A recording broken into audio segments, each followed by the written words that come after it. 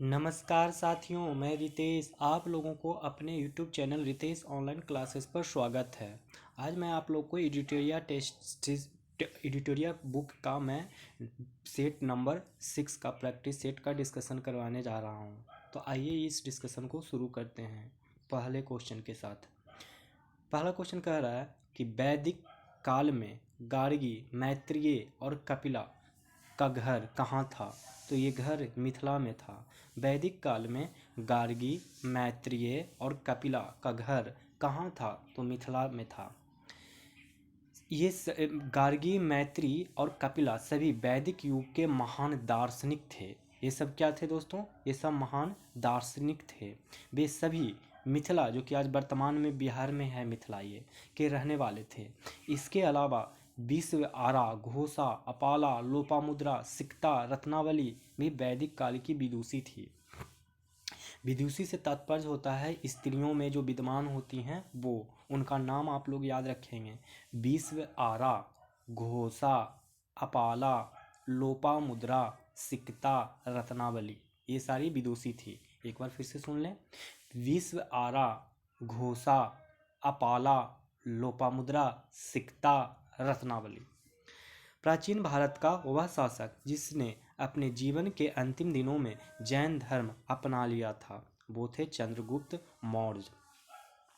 प्राचीन भारत का वह शासक जिसने अपने जीवन के अंतिम दिनों में जैन धर्म अपना लिया था, वो थे चंद्रगुप्त मौर्य। समुद्रगुप्त का संबंध भागवत धर्म से है। समुद्रगुप्त का संबंध कौन से धर्म से है?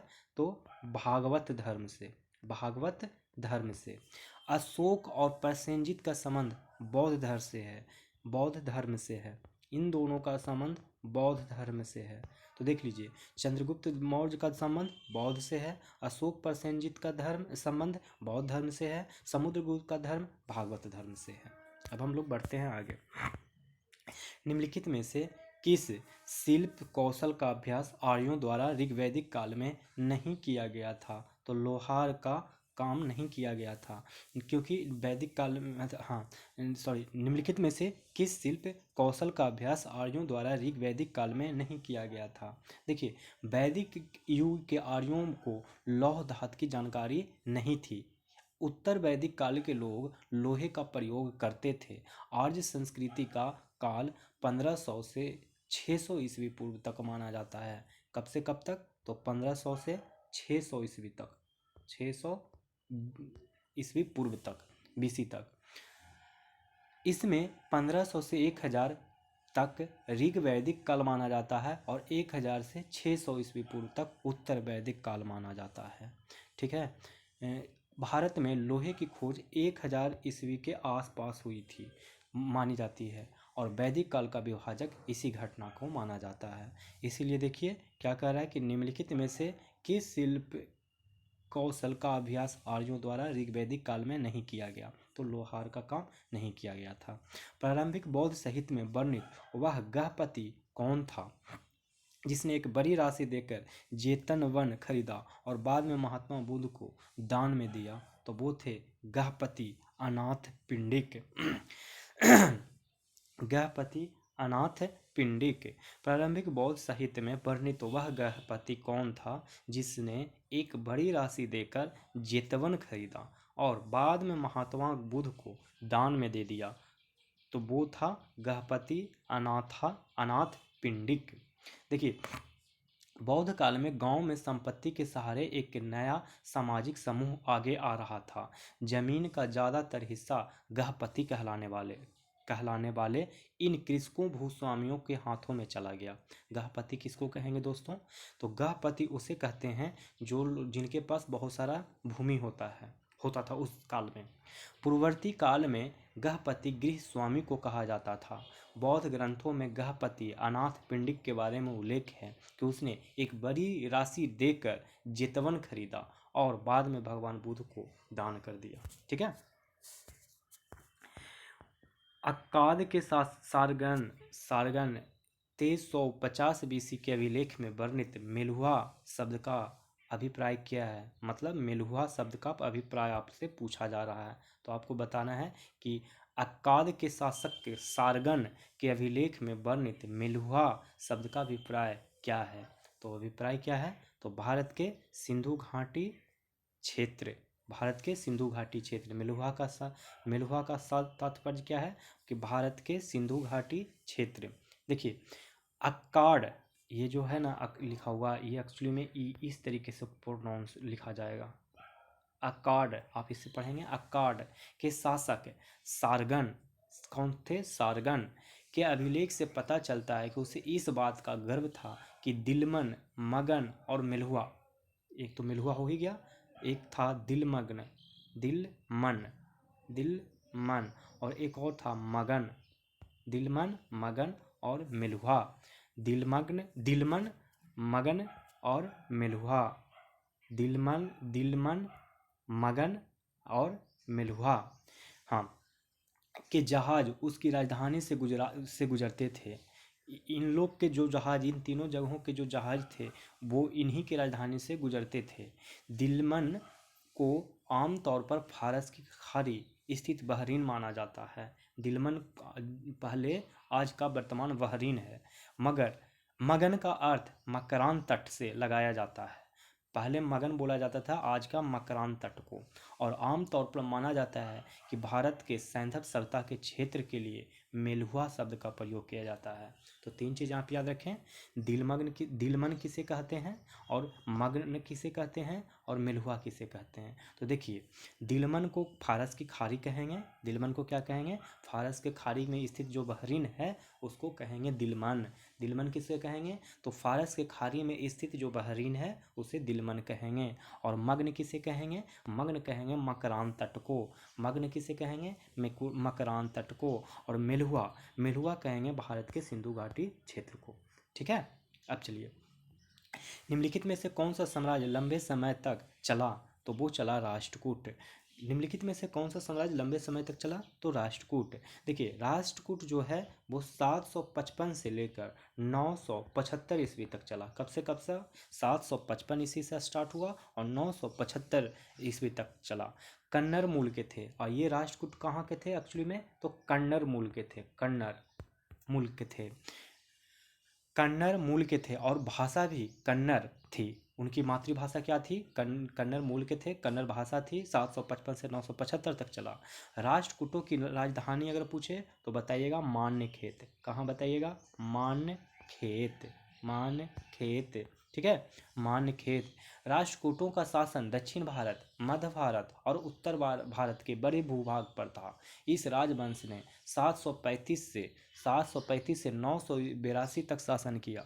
देखिए कभी कभी इसका डेट ये भी बताया जाता है कि 735 से 982, आप इसके आसपास का रेंज पता करके रखिए। सबसे अच्छा आप ये याद रख लीजिए कि 750 से 1000 ईस्वी के आसपास का, आप ये अप्रॉक्स में याद रख लीजिए तो आपको एक आइडिया लग जाएगा। आंतरिक मध्यकाल में पाल और प्रतिहारों के साथ राष्ट्रकूटों का संघर्ष चलता रहा था। और एक बात और, ये राष्ट्रकूट तो वही राष्ट्रकूट हैं जो पाल के साथ भी और प्रतिहार के साथ भी हमेशा संघर्ष रहा। त्रिकूट जो संघर्ष सुनते हैं, त्रिकूट संघर्ष, वो यही तीनों थे। देखिए अब अगला सवाल देखते हैं, अमीर खुसरो निम्नलिखित में से किसके शासनकाल से संबंधित था, तो वो था अलाउद्दीन खिलजी के शासनकाल से। अमीर खुसरो निम्नलिखित में से किसके शासनकाल से संबंधित था, तो अलाउद्दीन खिलजी। अलाउद्दीन खिलजी ने अमीर खुसरो को संरक्षण दिया। अमीर खुसरो पहली बार अलाउद्दीन का ही दरबारी कवि था। इन्होंने सितार एवं तबले का आविष्कार किया। इन्हें तूतिया हिंद के नाम से भी जाना जाता है। तो देखिए तूतिया हिंद पूछे तो अमीर खुसरो को बताइएगा। सितार और तबले का आविष्कार कौन किया, तो बताइएगा अमीर खुसरो ने ही किया। अब अलाउद्दीन का दरबारी कवि कौन था, तो अमीर खुसरो ही था। और अमीर खुसरो का संबंध अलाउद्दीन खिलजी से हुआ। मंगोल आक्रमण से सुरक्षा के लिए किसने सीरी को अपनी राजधानी बनाकर किलेबंदी की। देखिए सीरी को राजधानी बनाने वाला कौन था, और जिसके वजह से मंगोल के आक्रमण से बच सकते थे, तब वो थे अलाउद्दीन खिलजी ही।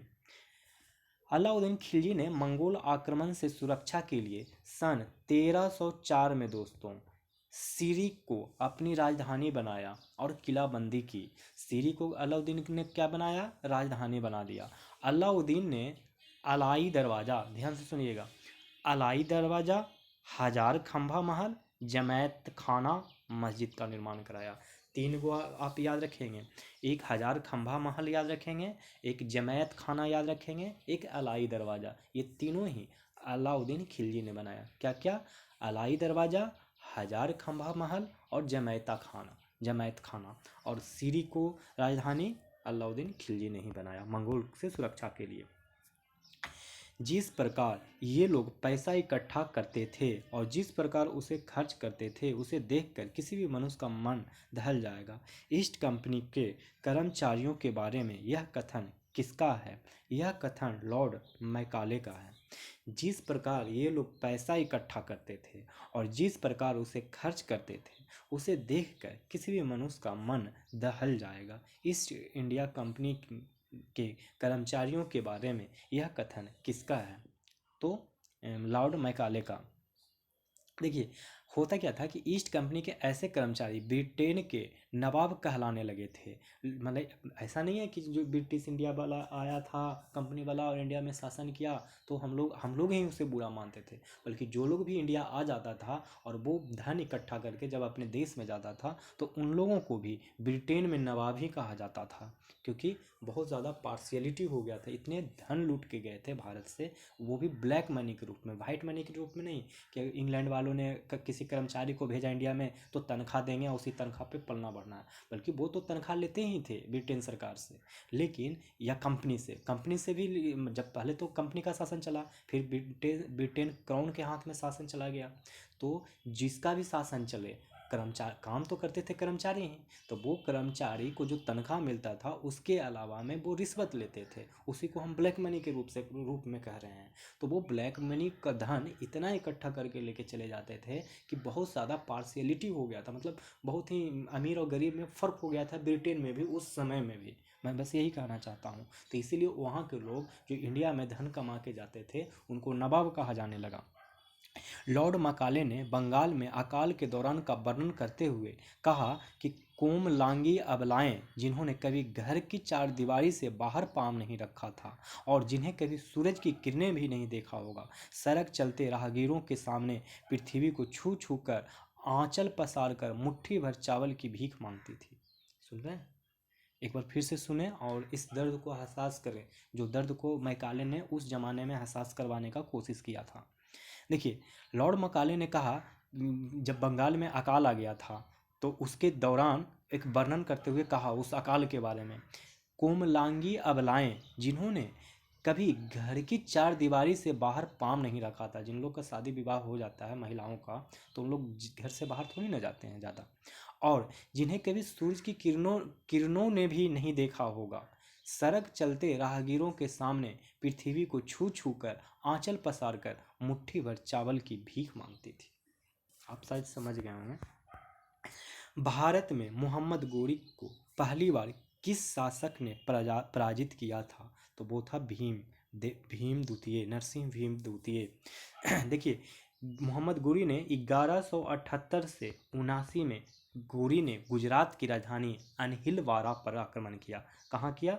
अनहिलवाड़ा पे आक्रमण किया। ठीक है, अनहिलवाड़ा पर आक्रमण किया। उस समय गुजरात के चालुक्य वंशीय शासक, उस वक्त गुजरात के 1178 से 1179 के बीच में गुजरात में किसका शासक चल रहा था? तो बताइएगा, चालुक्य वंश का। और उसमें राजा कौन था? तो भीम द्वितीय। पता है, भीम द्वितीय का ही और दूसरा नाम मूलराज द्वितीय था। दूसरा नाम क्या था भीम द्वितीय का? तो मूलराज द्वितीय था। ने मोहम्मद गोरी को पराजित कर दिया। इसी नरसिंह भीम द्वितीय कह सकते हैं या मूलराज द्वितीय, जिन्होंने कि मोहम्मद गोरी को पराजित कर दिया। मोहम्मद गोरी के पहली पराजय था इस भारत में जाकर। आया कब था? युद्ध गुजरात पे अभियान चलाया था। तो गुजरात में अभियान चलाया था 1178 से 1179 में। कौन से क्षेत्र में गुजरात के? तो अनिलबारा पर आक्रमण कर रहा था। उस वक्त गुजरात के कौन सा शासन वंश का शासन चल रहा था? तो चालुक्य वंश का शासन चल रहा था। राजा कौन था? भीम द्वितीय, उसी को मूलराज द्वितीय कहते हैं। द्वितीय कर्नाटक युद्ध में फ्रांसीसी गवर्नर कौन था? तो वो था डुप्ले। वो कौन था? डुप्ले। फ्रांसीसी गवर्नर कौन था दोस्तों? तो वो था डुप्ले। अब देखिए, डुप्ले द्वितीय कर्नाटक युद्ध में पांडिचेरी का गवर्नर था। इस युद्ध में डुप्ले ने मुजफ्फरगंज को दक्कन की सूबेदारी तथा चंदा साहब को कर्नाटक की सूबेदारी का समर्थन किया। वहीं अंग्रेजों ने नासिरगंज एवं अनवरुद्दीन को क्रमशः दक्कन एवं कर्नाटक की सूबेदारी का समर्थन किया। 1749 से लेकर 1754 तक इस युद्ध की समाप्ति पांडिचेरी के संधि के साथ समाप्त हुआ। ठीक है। इस युद्ध में के बाद कौन सी संधि हुई? तो पांडिचेरी के संधि हुई। भारत में प्रथम विद्युत तार सेवा कहाँ से कहाँ तक शुरू की गई? तो वो शुरू की गई कलकत्ता से आगरा। कलकत्ता से आगरा। भारत में प्रथम विद्युत तार कहाँ से कहाँ तक किया गया? तो कलकत्ता से आगरा। कब किया गया था? तो 1852 में। किसके द्वारा शुरू करवाया गया? तो डलहौजी के समय में। 1857 के विद्रोह के समय में एक विद्रोही ने मरते हुए यह कहा था, इस तार ने हमारा गला घोट दिया। दोस्तों, सबसे पहले याद रखिए कि ये तार प्रथम विद्युत तार सेवा 1852 में डलहौजी के समय में हुआ और कलकत्ता से आगरा तक बिछाया गया। जब 1857 की क्रांति हुई थी तो यही वो विद्युत तार है जिस वजह से 1857 की क्रांति को दबाने में अंग्रेज लोग सहायक सिद्ध हुए। मतलब यही विद्युत तार ही सहायक सिद्ध हुआ अंग्रेजों को इस विद्रोह को दबाने के में। इसीलिए एक मतलब जो क्रांतिकारी था उसने कहा था, एक विद्रोही ने, कि इस तार ने हमारा गला घोट दिया। अब हम लोग देखेंगे 13 नंबर क्वेश्चन को। 1857 के विद्रोह की असफलता के बाद मुगल बादशाह बहादुर शाह द्वितीय को कहाँ व किसने गिरफ्तार किया? तो हुमायूं के कब्र के पास लेफ्टिनेंट हडसन ने। 1857 के विद्रोह की असफलता के बाद मुगल बादशाह बहादुर शाह द्वितीय को कहाँ व किसने गिरफ्तार किया? तो हुमायूं के कब्र के पास लेफ्टिनेंट हडसन ने। तो 1857 के विद्रोह की असफलता के बाद मुगल बादशाह बहादुर शाह, देखिए ये बहादुर शाह द्वितीय है, बहादुर शाह द्वितीय, इसको हुमायूं के कब्र के पास से लेफ्टिनेंट हडसन ने गिरफ्तार किया। विद्रोह को दबाने के बाद अंग्रेजों ने बहादुर शाह जफर, इसी का नाम बहादुर शाह द्वितीय का ही नाम बहादुर शाह जफर था, को सजा देने के लिए देश से निर्वासित कर रंगून, आज इसे यंगून भी बोला जाता है, वहाँ भेज दिया। वहाँ पे इनकी मौत 1862 में बर्मा, जो कि म्यांमार आज के डेट में है, की तत्कालिक राजधानी, उस वक्त बर्मा की राजधानी रंगून हुआ करती थी। कहाँ होती थी? रंगून। वहाँ पे मौत हो गई। कब? 1862 में। इसके बाद उन्हें अनजान जगह दफना दिया गया। मैंने ऐसा जगह दफना दिया गया कि किसी को उसका लाश भी नहीं मिला। देखिए, किसके शासनकाल में सिविल सेवा में भर्ती के लिए परीक्षा की उम्र सीमा 21 वर्ष से घटाकर 19 वर्ष कर दिया गया? तो लॉर्ड लीटन। Lord Lytton. देखिए, किसके शासनकाल में सिविल सेवा के भर्ती के लिए परीक्षा की उम्र सीमा 21 वर्ष से घटाकर 19 वर्ष कर दिया? तो लॉर्ड लीटन। लॉर्ड लीटन के शासनकाल में सिविल सेवा की परीक्षा के लिए, मैंने भर्ती के लिए जो परीक्षाएं होती थी उसमें उम्र सीमा 21 वर्ष से घटाकर 19 वर्ष कर दिया गया। लॉर्ड लिटन 1876 लॉर्ड लिटन ने 1876 से 1880 तक भारत का गवर्नर जनरल या वाइसराय रहा। इसके शासनकाल में वर्नाकुलर प्रेस एक्ट 1878 लगाया।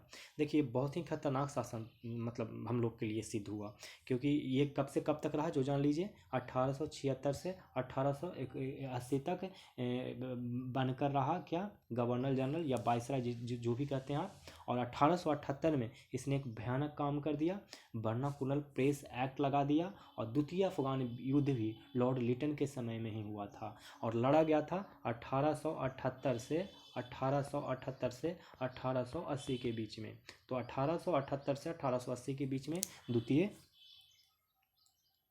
1878 से 1880 के बीच में द्वितीय अफगान युद्ध भी हुआ था। तो आपको इतनी फैक्ट्स याद हो गया होगा। अब हम देखते हैं 15 नंबर क्वेश्चन को।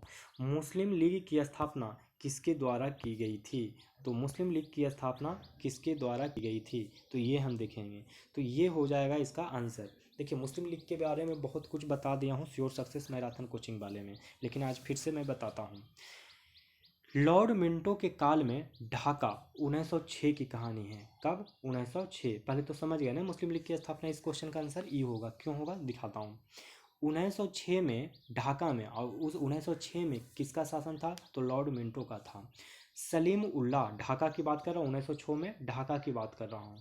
एक नाम याद रखिएगा, सलीमुल्लाह एवं आगा खां, दो नाम याद हो गया। सलीमुल्लाह खां और आगा खां। कौन कौन? सलीमुल्लाह खां और आगा खां। सलीमुल्लाह खां और आगा खां। देखिए, ये तो आगा खां हो गए, ये सलीमुल्लाह खां हो गए। सलीमुल्लाह खां और आगा खां के द्वारा मुस्लिम लीग की स्थापना किया गया। तो मुस्लिम लीग की स्थापना किन दोनों ने किया? तो आगा खां और सलीमुल्लाह खां ने। मुस्लिम लीग ने मुसलमानों को साम्राज्य के प्रति निष्ठा प्रकट करने की शिक्षा दी। मार्ले मिंटो सुधार 1909 के पीछे मुस्लिम लीग की मांग थी। ठीक है। निम्नलिखित में कौन पहला ब्रिटिश था जिसने भारतीय राष्ट्रीय कांग्रेस की अध्यक्षता की थी? तो जॉर्ज इले जब 1888 का कांग्रेस का अधिवेशन हो रहा था इलाहाबाद में, और ये चौथा अधिवेशन था, फोर्थ अधिवेशन था कांग्रेस का। फोर्थ अधिवेशन इलाहाबाद में हुआ और वो साल था 1888। देखिए, 1885 में पहला अधिवेशन हुआ, 86 में दूसरा, 87 में तीसरा, और चौथा कब हुआ? 1888 में। ये चौथा अधिवेशन हुआ। कहाँ हुआ था? तो इलाहाबाद में हुआ था। ठीक है, इलाहाबाद में हुआ, जिसके अध्यक्ष के रूप में जॉर्ज यूले को बनाया गया। ये पहले गैर भारतीय भी थे जिन्होंने कांग्रेस अधिवेशन की अध्यक्षता की। कांग्रेस के चौथे अधिवेशन से प्रतिनिधियों की संख्या बढ़कर 1248 प्रतिनिधि हो गई थी इस चौथे से अधिवेशन में, जबकि 1887 ईस्वी में प्रतिनिधियों की संख्या मात्र 607 थी। जब 1887 में इसमें किया गया कांग्रेस का अधिवेशन तो 607 थे, लेकिन अब जब जॉर्ज यूले ने अध्यक्षता की तो 1248 प्रतिनिधि हो गए। सिख गुरु नानक का जन्म स्थान कौन सा था? तो ये था तलवंडी। ये कौन था? कहाँ था? तलवंडी। अब देखिए तलवंडी, सुनिए, गुरु नानक साहब का जन्म वर्तमान पाकिस्तान के, ये तलवंडी कहाँ है? तो पाकिस्तान में। और कब हुआ था? तो 1469 ईस्वी में। सिख गुरु नानक साहब का जन्म वर्तमान पाकिस्तान के तलवंडी में 1469 ईस्वी में हुआ था। इनके पिता का नाम कालू मेहता था। क्या नाम था? कालू मेहता। और माता का नाम तृप्ता देवी था। माता का नाम तृप्ता देवी, पिता का नाम कालू मेहता। गुरु नानक की मृत्यु कब हुई? 1539 में। कब हुई? तो 1539 ईस्वी में पाकिस्तान के करतारपुर में हुआ। पाकिस्तान के तलवंडी में गुरु नानक साहब का जन्म होता है 1469 में, और 1539 ईस्वी में पाकिस्तान के करतारपुर में इनकी मौत होती है। इसीलिए भारत एवं पाकिस्तान के बीच करतारपुर कॉरिडोर श्रद्धालुओं हेतु खोला गया है दोस्तों। अब देखिए अगला सवाल, और बहुत ही इम्पोर्टेंट सवाल। निम्नलिखित घटनाओं को सही क्रम में सजाइए। मतलब अगर सारे 6 गो घटना दिया गया है कि मुस्लिम लीग का मुक्ति दिवस, फॉरवर्ड ब्लॉक का गठन, मुस्लिम लीग का लाहौर संकल्प, अगर इस सब का डेट याद हो जाएगा आपको तो आप अच्छे से इस चीज़ को अरेंज कर लीजिएगा। तो देखिए मैं बताता हूँ डेट। ये मुस्लिम लीग का मुक्ति दिवस जो था वो मनाया गया दिसंबर 1939। याद रखेंगे कब मुस्लिम लीग की मुक्ति दिवस कब मनाया गया? तो दिसंबर 1939। अब देखिए ये जो फॉरवर्ड ब्लॉक है का गठन कब किया गया? तो तो 22 जून 1939, 22 जून 1939, 22 जून 1939 याद रखिएगा। फॉरवर्ड ब्लॉक का गठन कब किया गया? तो 22 जून 1939, 22 जून 1939, 22 जून, एक सेकंड थोड़ा रुक जाइएगा मैं देख लूँ।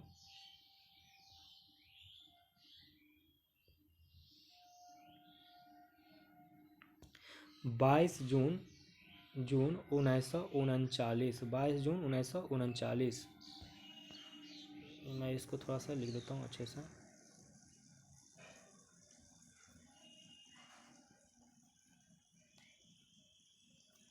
हाँ देखिए, 22 जून 1939 याद हो गया। 22 जून 1939 फॉरवर्ड ब्लॉक का गठन कब हुआ? तो 22 जून 1939, 22 जून 1939।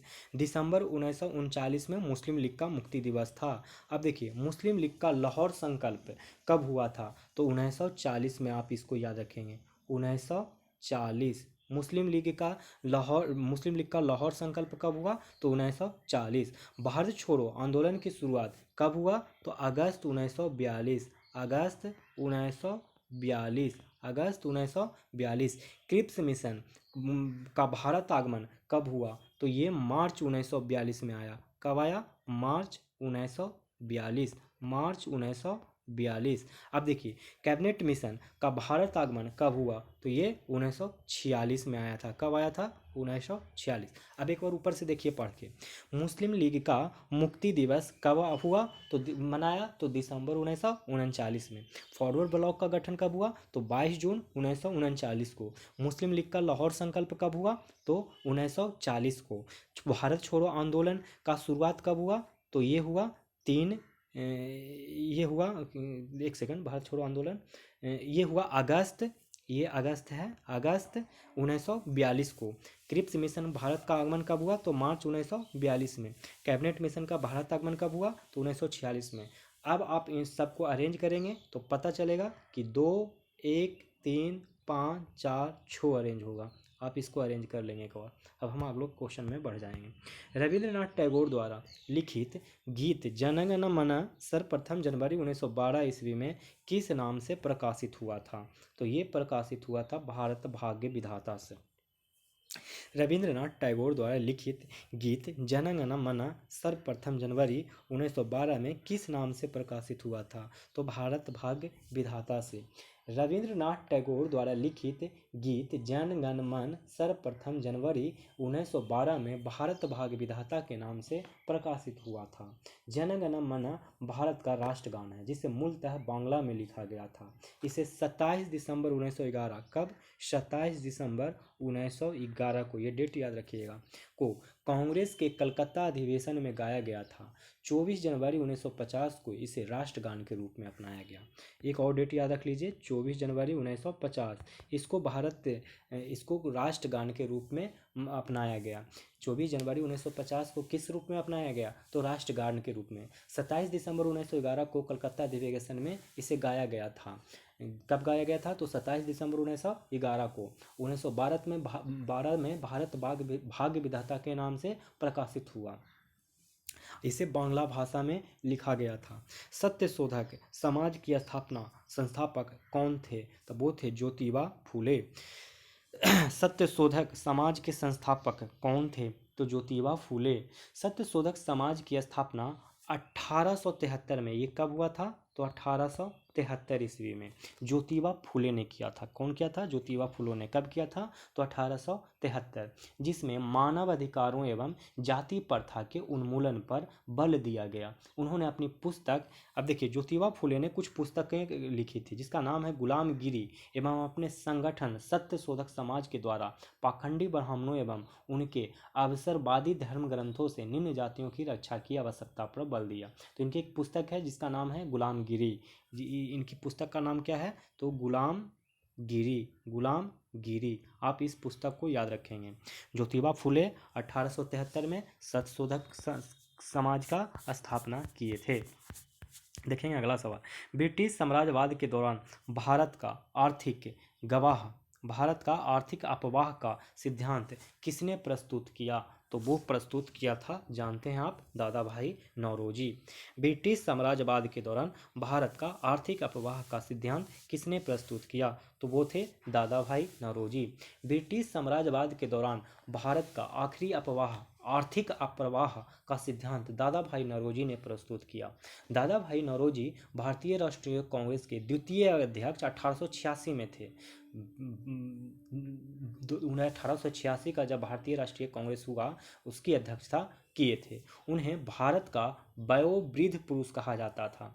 1892 से 1895 तक ब्रिटेन के हाउस ऑफ कॉमन के सदस्य थे। कब से कब तक?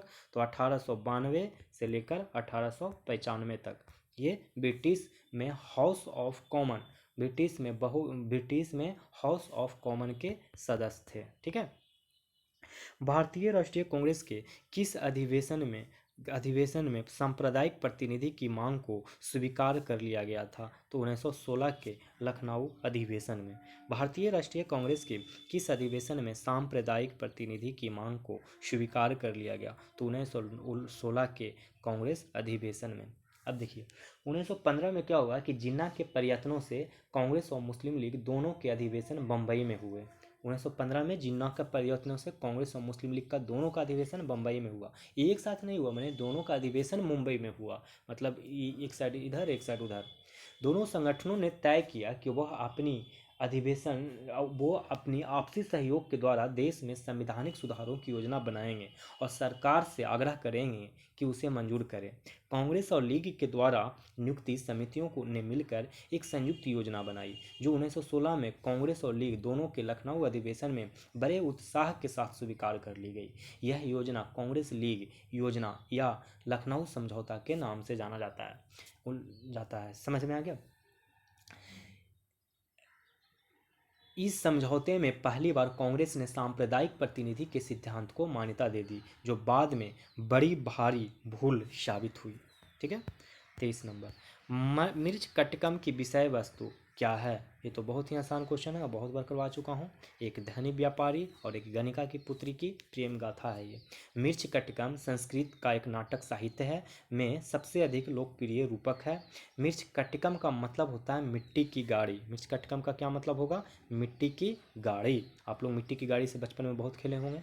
दूसरी सदी ईस्वी पूर्व में संस्कृत में शूद्रक द्वारा लिखा गया। मिर्च कटकम किसने लिखा था? तो शूद्रक ने। ये शूद्रक के द्वारा लिखा गया था, द्वारा लिखा गया एक नाटक है। इसमें युवा व्यापारी चारुदत्त, युवा व्यापारी कौन था? चारुदत्त तथा उसकी प्रेमिका बसंत सेना की कहानी है। उसका प्रेमिका का क्या नाम है? बसंत सेना। मतलब चारुदत्त और बसंत सेना की कहानी प्रेम कहानी है, जो एक गणिका की पुत्री थी। ये कौन थी? एक गणिका की पुत्री थी। किसकी पुत्री थी? गणिका। आप एक बार फिर से देखेंगे, समझेंगे। मिर्च कटकम का मतलब होता है मिट्टी का गाड़ी। मिर्च कटकम एक नाटक है दोस्तों, जिसको लिखा था शूद्रक ने। और एक इसमें कहानी जो है एक चारुदत्त और बसंत सेना की कहानी है। बसंत सेना गणिका की पुत्री थी। और आप लोग को पता चल ही गया प्रेम कहानी में क्या क्या होता है। जालियांवाला बाग हत्याकांड की जांच के लिए कांग्रेस की जांच समिति में निम्नलिखित में से कौन शामिल नहीं था? तब वो लोकमान्य बाल गंगाधर तिलक शामिल नहीं था। जालियांवाला बाग हत्याकांड की जांच के लिए कांग्रेस की जांच समिति में निम्नलिखित में से कौन शामिल नहीं था? लोकमान्य बाल गंगाधर तिलक। जालियांवाला बाग हत्याकांड के जांच के लिए कांग्रेस की समिति के अध्यक्ष पंडित मदन मोहन मालवीय और सदस्य मोतीलाल नेहरू और गांधी जी थे। फिर से एक बार क्वेश्चन सुने, फिर मैं इसका एक्सप्लेनेशन दूंगा। जालियांवाला बाग हत्याकांड की जांच के लिए कांग्रेस की जांच समिति में निम्नलिखित में से कौन शामिल नहीं थे?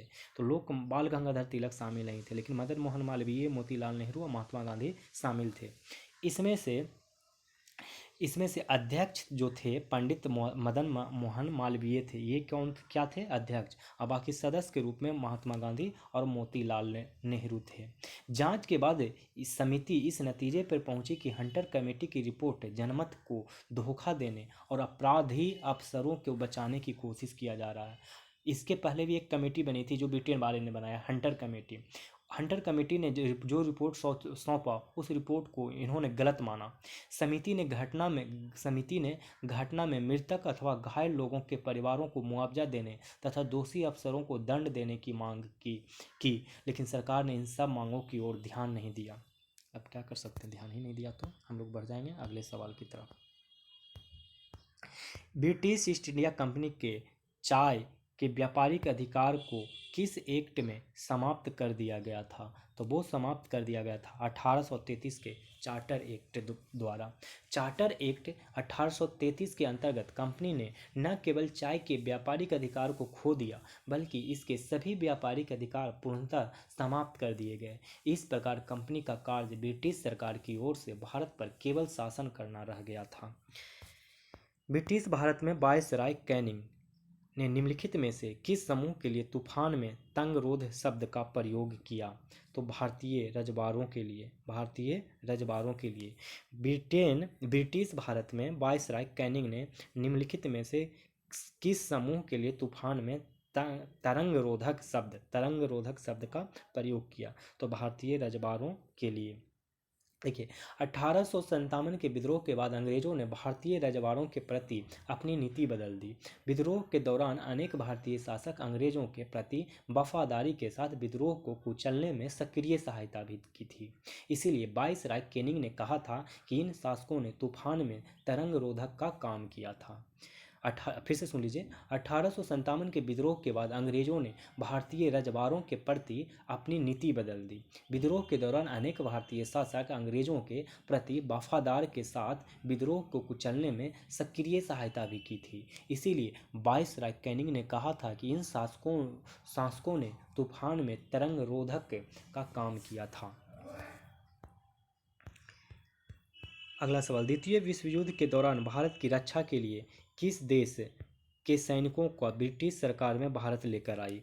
द्वितीय विश्व युद्ध के दौरान भारत की रक्षा के लिए किस देश के सैनिक को ब्रिटिश सरकार भारत लेकर आई थी? तो वो आई थी संयुक्त राज्य अमेरिका। द्वितीय विश्व युद्ध के दौरान भारत की रक्षा के लिए किस देश के सैनिकों को ब्रिटिश सरकार भारत लेकर आई? संयुक्त राज्य अमेरिका। भारत में अमेरिकी सैनिकों को लाए जाने से गांधी जी की भारी कष्ट हुआ। हरिजन में उन्होंने लिखा था कि मैं इस घटना के सामने अपना धीरज रख सकने में असमर्थ हूँ।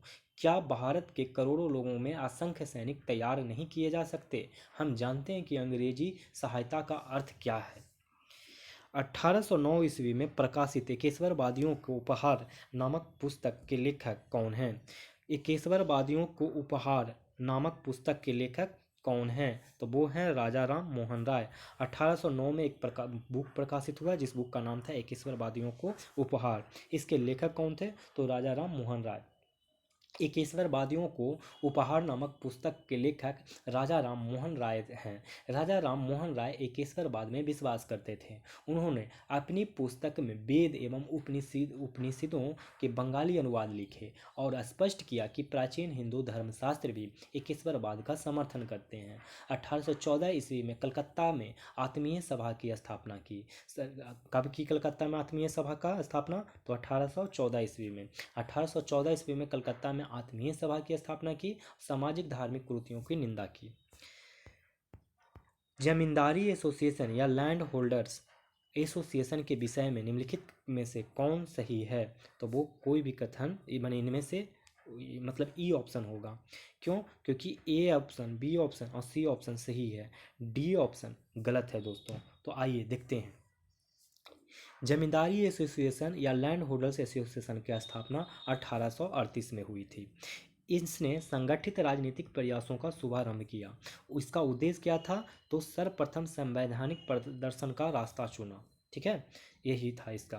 देखिए एक बार फिर से देख लीजिए कि जमींदारी एसोसिएशन और लैंड होल्डर्स या लैंड होल्डर्स सोसाइटी के विषय में निम्नलिखित में से कौन सा कथन सही है? इसकी स्थापना कब हुई थी? तो 1838 ईस्वी में। इसने संगठित राजनीतिक प्रयासों का शुभारंभ किया। उद्देश्य क्या था? तो सर्वप्रथम संवैधानिक प्रदर्शन का रास्ता चुनना। देखिए 1843 में गठित Bengal British East India Society का गठन हुआ। का गठन हुआ। 1851 में जमींदारी एसोसिएशन और बंगाल ब्रिटिश इंडिया सोसाइटी का विलय हो गया और एक नई संस्था ब्रिटिश इंडियन एसोसिएशन का गठन हो गया। ठीक है, अगला सवाल। विदेशी वस्त्रों की एवं शराब की दुकानों के सामने धरना बिहार में किस आंदोलन के दौरान दिया गया? तो ये दिया गया था सविनय अवज्ञा आंदोलन के दौरान। विदेशी वस्त्रों की एवं शराब की दुकानों के सामने धरना बिहार में किस आंदोलन के दौरान दिया गया? तो सविनय अवज्ञा के दौरान। सविनय अवज्ञा आंदोलन के दौरान 4 मई 1930, कब? 4 मई 1930, 4 मई 1930 को गांधी जी की गिरफ्तारी के विरोध में बिहार में प्रदर्शन हुए। 9 मई 1930, 4 मई में प्रदर्शन हुआ गांधी जी के विरोध में, माने गांधी जी के गिरफ्तारी के विरोध में, और 9 मई 1930 को बिहार प्रदेश कांग्रेस कमेटी ने विदेशी वस्त्रों एवं शराब की दुकानों पर धरना देने का प्रस्ताव रखा और 16 मई को प्रस्ताव पर कार्यान्वयन शुरू हुआ। धरना कार्यक्रम में महिलाओं की भागीदारी प्रशंसनीय थी, इसमें महिला भी भाग ली। 4 मार्च को गांधी जी का गिरफ्तारी कर लिया गया। 9 मई को उन्होंने धरना प्रदर्शन करने का प्रस्ताव रखा और 16 मई को कार्यान्वयन किया गया। आज के उग्रवादी कल के उदारवादी बन जाएंगे, ठीक उसी प्रकार जैसे आज के उदारवादी कल के उग्रवादी थे। यह कथन किसका है? यह कथन बाल गंगाधर तिलक का है। आज के उग्रवादी, जो आज के मतलब उग्रवादी हैं, वो कल के उदारवादी बन जाएंगे, ठीक उसी प्रकार जैसे आज के जो उदारवादी हैं वो कल के उग्रवादी थे। ये तो बहुत ही ज़बरदस्त कथन है, सुनने में भी इंटरेस्टिंग लग रहा है। चलिए देखते हैं इसका एक्सप्लेनेशन। तिलक प्रारंभिक गर्मपंथी नेताओं में से थे।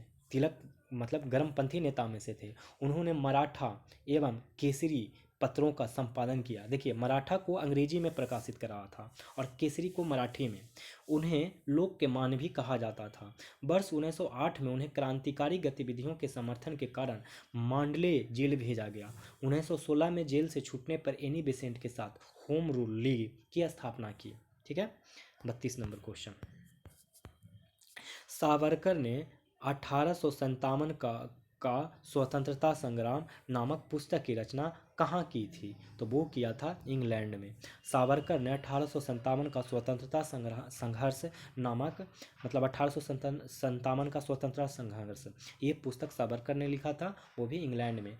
लंदन में श्यामजी कृष्ण वर्मा ने भारत स्वशासन समिति की स्थापना 1905 में की थी। ध्यान से सुनिएगा। लंदन में श्यामजी कृष्ण वर्मा कहाँ? लंदन में। भारत स्वशासन समिति की स्थापना, भारत स्वशासन समिति की स्थापना कब की गई? तो 1905 में। कहाँ की गई? तो लंदन में। किसके द्वारा? श्यामजी कृष्ण वर्मा के द्वारा लंदन में भारत स्वशासन समिति की स्थापना 1905 में की गई। इसे इंडिया हाउस भी कहा जाता था। इसी को क्या कहा जाता था? इंडिया हाउस भी कहा जाता था। ठीक है। लंदन में सरकारी दमन के बाद श्यामजी वर्मा पेरिस एवं जेनेवा चले गए। उनके स्थान पर कार्यभार संभालने बीडी सावरकर लंदन पहुंचे, जहां उन्होंने 1857 का स्वतंत्रता संघर्ष किताब का रचना की। समझ गए? श्यामजी कृष्ण वर्मा पर सरकारी दमन के बाद वो चले गए पेरिस और जेनेवा।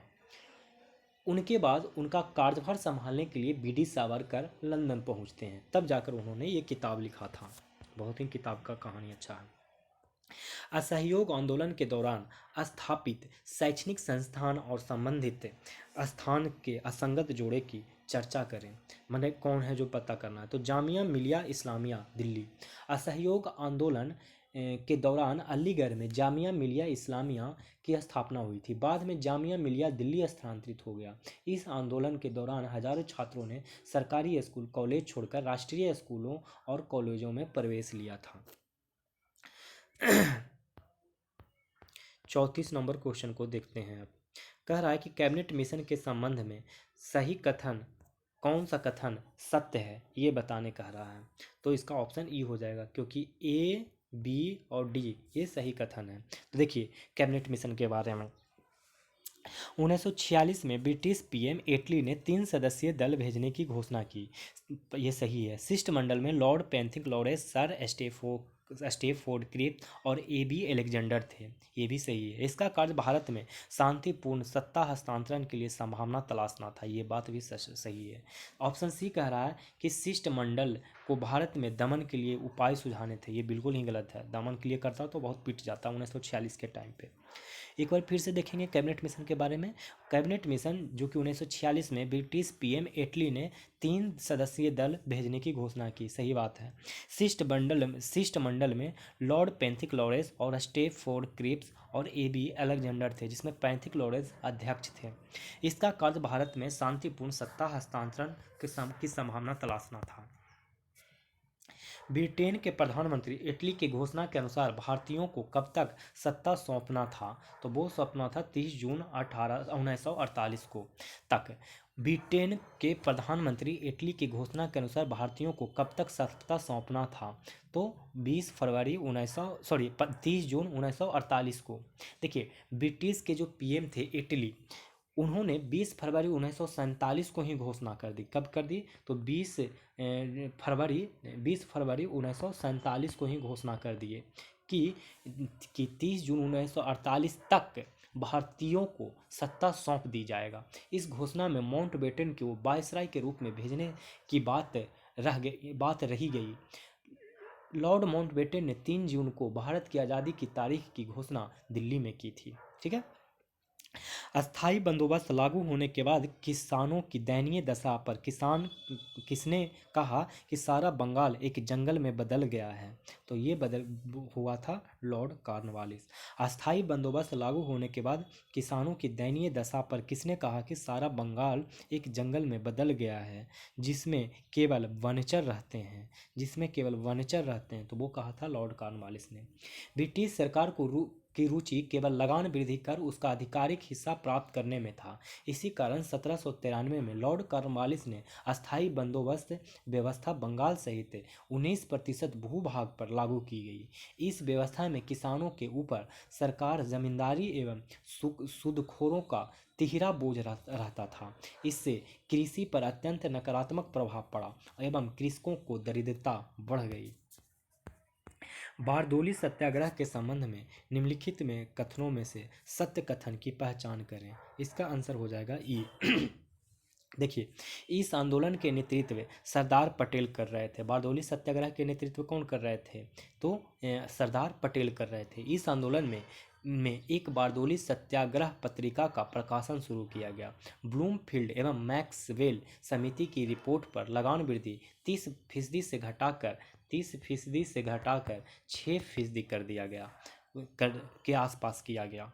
ठीक है। वल्लभ भाई पटेल की महिलाओं ने सरदार की उपाधि दी थी। सही बात है। आयोग ने रिपोर्ट में भू राजस्व की वृद्धि दर को अन्यायपूर्ण एवं अनुचित कहा। आंदोलन शुरू होने पर बारदोली जांच आयोग का गठन सरकार ने किया। 1928 में स्थानीय प्रशासन के 30% भू राजस्व बढ़ाने के कारण आंदोलन शुरू हुआ। ये बात भी सही है। जब 30% राजस्व बढ़ा दोगे तो क्या होगा, आंदोलन ही होगा ना। तो ये सारे स्टेटमेंट सही हैं। 38 नंबर का क्वेश्चन, वर्ष 1800 में स्थापित फोर्ट विलियम कॉलेज की स्थापना का संबंध निम्नलिखित में से किससे था, तो वो था प्रशासन में नए अधिकारियों के प्रशिक्षण से। वर्ष 1800 में स्थापित फोर्ट विलियम कॉलेज की स्थापना का संबंध निम्नलिखित में से किससे था, तो प्रशासन में नए अधिकारियों के प्रशिक्षण से था। गवर्नर जनरल विलेजली ने इस कॉलेज की स्थापना प्रशासन के नए अधिकारियों को प्रशिक्षण देने के लिए किया था। 1806 में कोर्ट ऑफ डायरेक्टर्स ने इस कॉलेज की मान्यता रद्द कर दी और इसके स्थान पर इंग्लैंड के हैलीबेर में नवनियुक्त अधिकारियों के प्रशिक्षण हेतु ईस्ट इंडिया कॉलेज की स्थापना की। अब अगला सवाल, पटना विश्वविद्यालय की स्थापना कब हुई थी, तो ये स्थापना हुई थी 1917 ईस्वी में। बिहार में पटना विश्वविद्यालय की स्थापना 1917 ईस्वी में हुई थी। पटना विश्वविद्यालय की स्थापना भारतीय उपमहाद्वीप में 7वें विश्वविद्यालय के रूप में की गई थी। पटना विश्वविद्यालय एक्ट 1917 के तहत इसे स्थापित किया गया। इसे ऑक्सफोर्ड ऑफ द ईस्ट भी कहा जाता था। सोच लीजिए हमारे पटना विश्वविद्यालय कितना फेमस था, इसे ऑक्सफोर्ड ऑफ द ईस्ट कहा जाता था। कितना ज़बरदस्त कॉलेज था। आप लोग गर्व करिए जो लोग पटना यूनिवर्सिटी से पढ़ते हैं। चीनी यात्री हेन स्वांग ने किस शासक को सक्रादित्य कहकर संबोधित किया? चीनी यात्री हेनसोंग ने किस शासक को सक्रादित्य कहकर संबोधित किया? तो उसे कुमारगुप्त को कहा। हेनसांग ने कुमारगुप्त को सक्रादित्य कहा है। हेनसोंग ने 635 ईस्वी के आसपास बिहार की यात्रा की थी। उसने 6 वर्षों तक नालंदा विश्वविद्यालय में अध्ययन किया था। उसका यात्रा वृत्तांत सी यू की के नाम से प्रसिद्ध है। हेनसोंग के यात्रा वृत्तांत किस नाम से प्रसिद्ध है? तो सी यू की के नाम से प्रसिद्ध है। वैशाली महोत्सव का बीजारोपण किसने किया? तो जगदीश चंद्र माथुर ने। वैशाली महोत्सव का बीजारोपण किसने किया? तो जगदीश चंद्र माथुर ने। बिहार राज्य का गठन कब हुआ था? बिहार राज्य का गठन 22 मार्च 1912 में हुआ था। बिहार राज्य का गठन कब हुआ? 22 मार्च 1912 में। बिहार भारत का एक राज्य है। बिहार की राजधानी पटना है। बिहार के उत्तर में नेपाल, पूर्व में पश्चिम बंगाल, पश्चिम में उत्तर प्रदेश और दक्षिण में झारखंड स्थित है। बिहार नाम का प्रादुर्भाव बौद्ध सन्यासियों के ठहरने के स्थान से बिहार शब्द से हुआ है। जिसे बिहार, ये वाला बिहार बौद्ध धर्म रहते थे उन्हें, इसीलिए इसको बिहार के नाम से जाना जाता था। जिसे बिहार के स्थान पर इसके अपभ्रंश रूप बिहार से संबोधित किया जाता है। 1857 के स्वतंत्रता संघर्ष में जान देने वाले बिहार के कितने गुमनाम क्रांतिकारियों को वर्ष 2021 में शहीद का दर्जा दिया गया? तो वो था 28। वो कितना था? 28। देखिए, संस्कृति मंत्रालय एवं Indian council of historic research की ओर से देश के शहीदों की एक नई सूची जनवरी 2021 में जारी की गई। इसमें तिरहुत के बारिश अली समेत बिहार के 28 गुमनाम नायकों को शहीद का दर्जा दिया गया। इन शहीदों ने 1857 के स्वतंत्रता संघर्ष में भाग लिया था। इन सभी शहीदों का नाम सेलुलर जेल में दर्ज किया गया था। बिहार के किस जिले में इंटरनेशनल सुपर पावर ग्रिड स्थापित किया जा रहा है? तो कटिहार यानी कोढ़ा। बिहार के किस जिले में इंटरनेशनल सुपर पावर ग्रिड स्थापित किया जा रहा है? कटिहार, कोढ़ा। बिहार के किस वन्यजीव अभयारण्य का क्षेत्रफल सर्वाधिक है? तो वो है कैमूर वन अभयारण्य। कैमूर वन अभयारण्य। बिहार के किस वन्यजीव अभयारण्य का क्षेत्रफल सर्वाधिक है? तो कैमूर वन्य जीव अभयारण्य। देखिए, ये क्वेश्चन एक्चुअली बिहार आर्थिक सर्वेक्षण 2020-21 से है, इसीलिए आप इसको इग्नोर करेंगे। इसका एक्सप्लेनेशन मैं नहीं बताता हूँ, लेकिन आंसर इसका ये है। इस बार जो आर्थिक सर्वेक्षण आएगा आप उसको डेटा याद रखेंगे। बिहार में 8 नए नगर परिषदों के साथ 109 नए अधिसूचित क्षेत्र परिषदों की स्थापना में बिहार में शहरीकरण की दर क्या हो जाएगी? तो 15.2% हो जाएगी। वर्तमान में शहरीकरण की दर 11.3% है, जो बढ़कर 15.2% हो जाएगी। ठीक है। अर्थशास्त्र को व्यष्टि और समष्टि में किसने विभाजित किया है? तो ये विभाजित किया है रैगनर फ्रिस ने। अर्थशास्त्र को व्यष्टि यानी कि माइक्रो एंड मैक्रो में किसी ने विभाजित किया? तो रैगनर फ्रिस ने। ये नॉर्वे के अर्थशास्त्री हैं जिन्होंने माइक्रो और मैक्रो में विभाजित किया है। माइक्रो और मैक्रो ग्रीक शब्द है जिसका हिंदी रूपांतरण क्रमशः सूक्ष्म और बृहद होता है। माइक्रो का मतलब सूक्ष्म, मैक्रो का मतलब बृहद होता है। प्रसिद्ध द वेल्थ ऑफ नेशन पुस्तक के लेखक कौन है? तो वो हैं Adam Smith. The wealth of nation पुस्तक के लेखक कौन है? Adam Smith. निम्नलिखित में उत्पादन के साधन कौन नहीं है? तो मुद्रा। निम्नलिखित में उत्पादन के साधन कौन नहीं है? तो मुद्रा। विभाजन के कारण भारत का कौन सा उद्योग सबसे बुरी तरह प्रभावित हुआ? तो वो हुआ जूट एवं रुई उद्योग। विभाजन के कारण भारत का कौन सा उद्योग सबसे ज़्यादा बुरी तरह प्रभावित हुआ? तो जूट एवं रुई उद्योग। नीति आयोग निम्नलिखित में से किस दिन अस्तित्व में आया? तो 1 जनवरी 2015 को आया। नीति आयोग निम्नलिखित में से किस दिन में अस्तित्व में आया? तो 1 जनवरी 2015 को। निम्नलिखित में से कौन सी मदें राष्ट्रीय आय में शामिल नहीं होती है? तो शेयर एंड डिवेंचर्स ये राष्ट्रीय आय में शामिल नहीं होती है। निम्नलिखित में से कौन सी मदें राष्ट्रीय आय में शामिल नहीं होती है? तो शेयर एंड डिवेंचर। संसदीय स्वरूप का शासन का प्रमुख लाभ यह है कि कार्यपालिका विधायिका के प्रति उत्तरदायी बनी रहती है। संसदीय स्वरूप का प्रमुख लाभ है संसदीय स्वरूप के शासन का प्रमुख लाभ यह है कि कार्यपालिका विधायिका के प्रति उत्तरदायी बनी रहती है।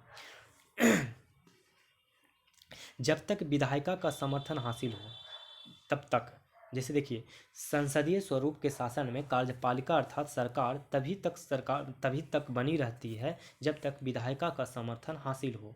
भारतीय संदर्भ में केंद्र सरकार को लोकसभा में तथा राज्य सरकार को विधानसभा में बहुमत हासिल करना होता है, जबकि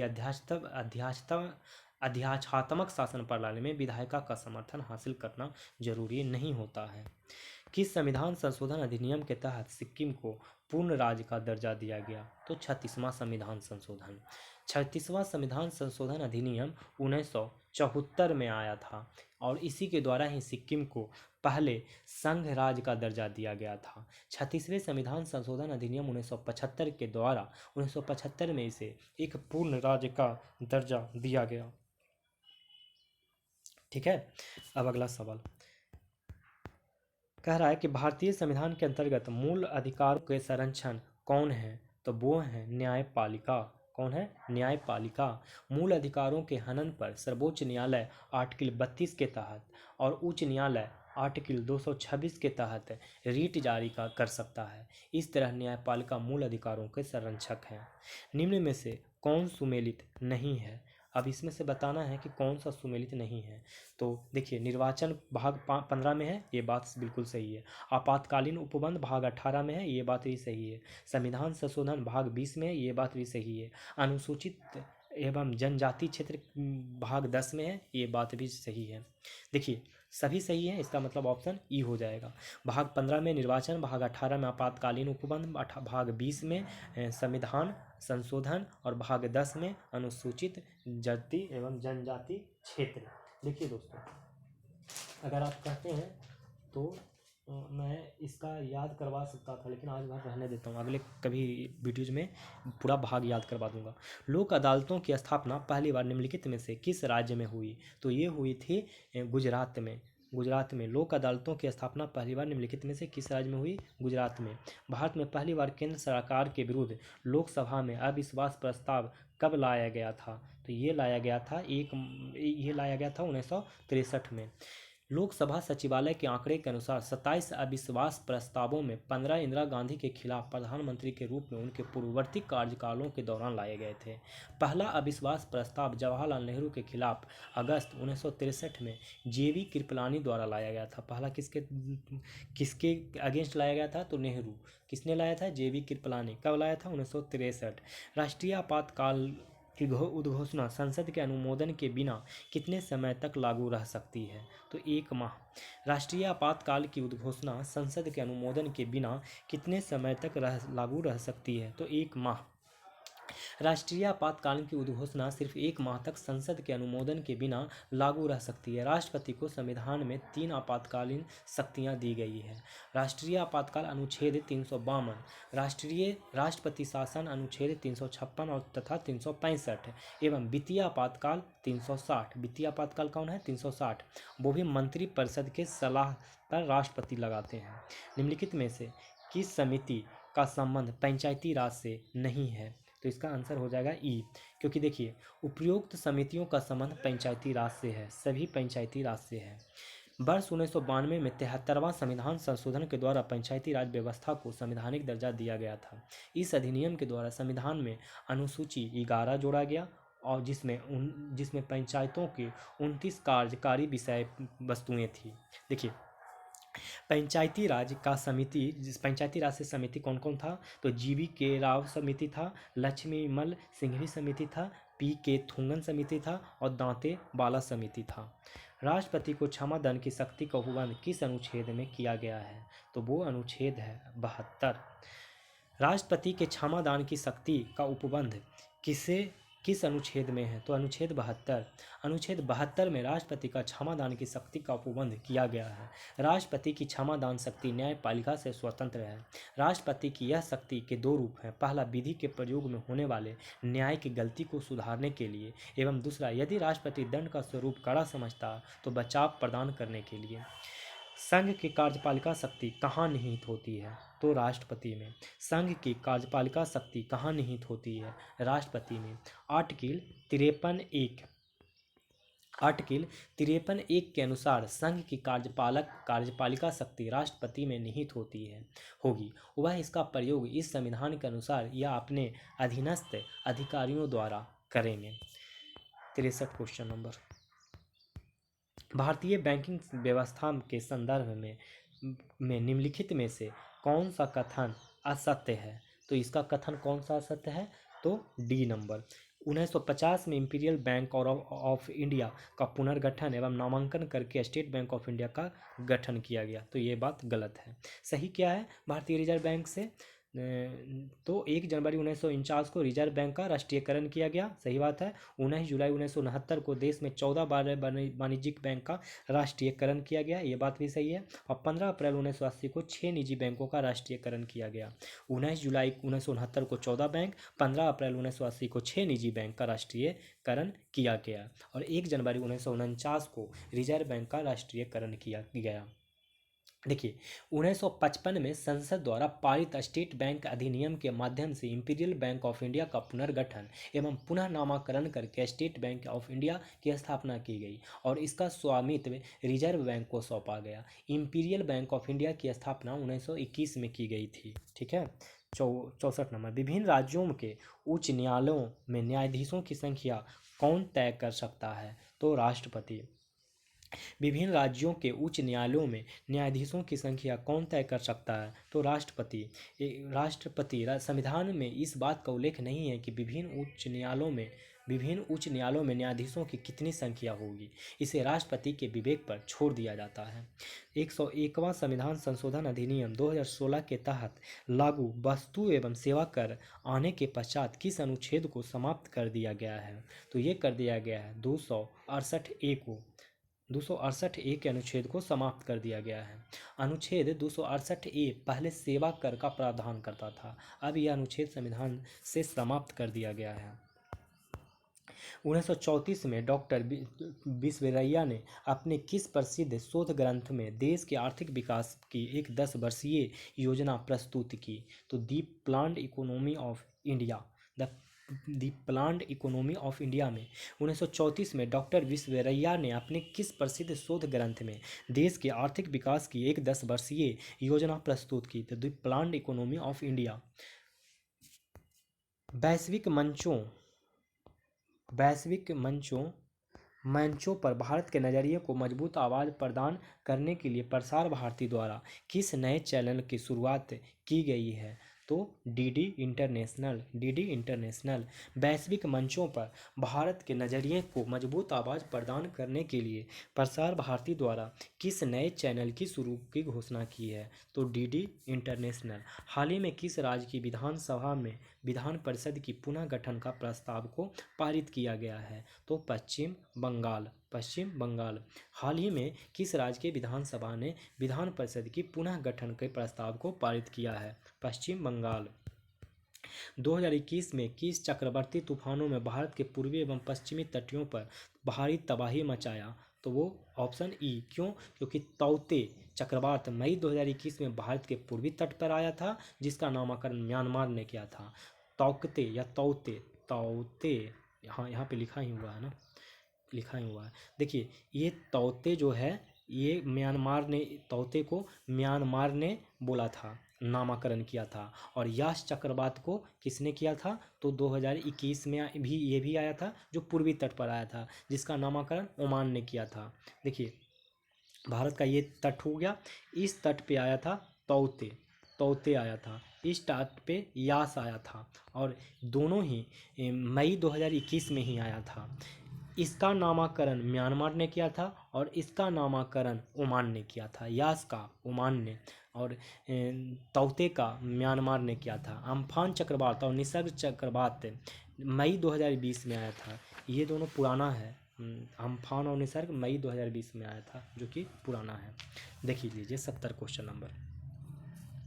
70 क्वेश्चन नंबर कह रहा है कि मई 2021 में राज्यसभा के रिक्त सीटों के लिए किनको मनोनीत किया गया है, तो वो आंसर हो जाएगा ई। देखिए, मनोनीत सदस्य रघुनाथ महापात्रा को कोरोना से 9 मई को निधन हो गया के परिणाम स्वरूप रिक्त हुई सीट पर प्रसिद्ध अधिवक्ता महेश जेठमलानी को शेष बचे कार्यकाल 13 जुलाई 2024 तक के लिए मनोनीत किया गया। भाजपा के टिकट पर पश्चिम बंगाल से विधानसभा का चुनाव लड़ने के लिए स्वप्न दास गुप्ता ने राज्यसभा से त्यागपत्र दिया था। चुनाव में पराजित होने के बाद प्रसिद्ध पत्रकार स्वप्न दास गुप्ता को राज्यसभा के सदस्य मनोनीत किया गया। ठीक है, आप समझ गए होंगे कि क्या कहानी हुआ था।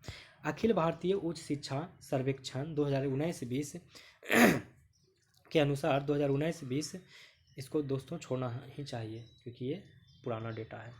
भारत तथा किस देश में द्विपक्षीय व्यापारिक संबंधों को मजबूती प्रदान करने के लिए 10 वर्षीय रोड मैप का अनावरण किया, तो वो यूनाइटेड किंगडम। भारत तथा किस देश ने द्विपक्षीय व्यापारिक संबंधों को मजबूती प्रदान करने के लिए 10 वर्षीय रोड मैप का अनावरण किया, यूनाइटेड किंगडम। भारत में पर्यावरण संबंधी मामलों की सुनवाई के लिए एक पृथक राष्ट्रीय हरित न्यायाधिकरण का गठन कब किया गया, तो 2010 में, 2 जून 2010।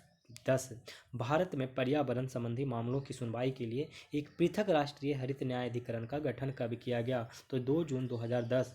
भारत एवं यूरोपीय संघ का 16वां शिखर सम्मेलन किस देश की अध्यक्षता में 8 मई 2021 को संपन्न हुआ, तो वो हुआ पुर्तगाल।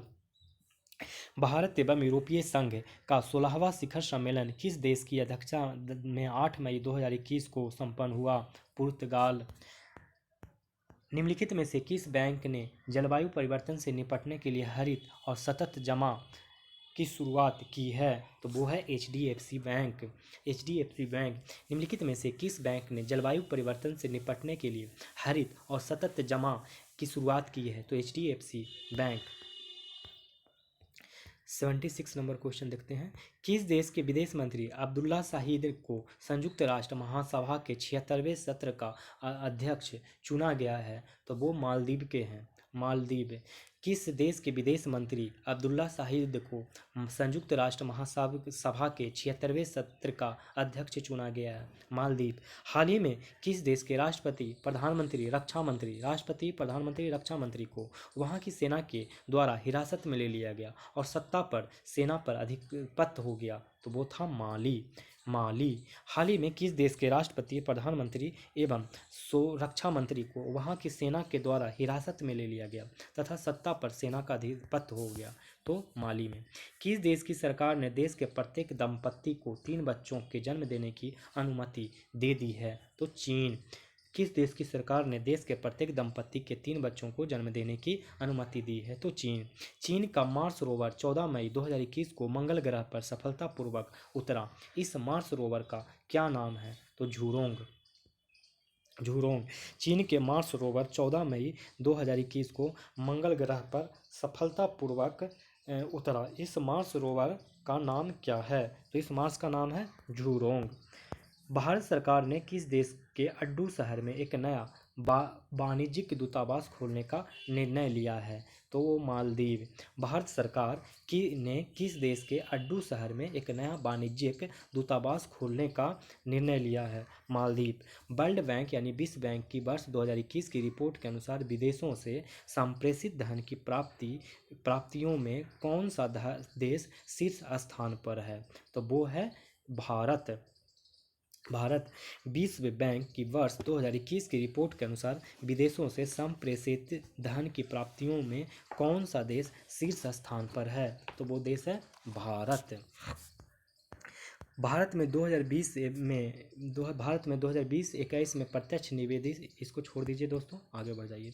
भारत एवं ऑस्ट्रेलिया के मध्य 2+2 वार्ता का आयोजन निम्नलिखित में से किस स्थान पर किया जाएगा, नई दिल्ली। वैसे इसका आंसर सिंगापुर होगा दोस्तों, जिनको ये देखना है वो देख लें। भारत एवं ऑस्ट्रेलिया के मध्य 2+2 वार्ता का आयोजन निम्नलिखित में से किस स्थान पर किया गया, नई दिल्ली। अब देखेंगे 84 नंबर क्वेश्चन।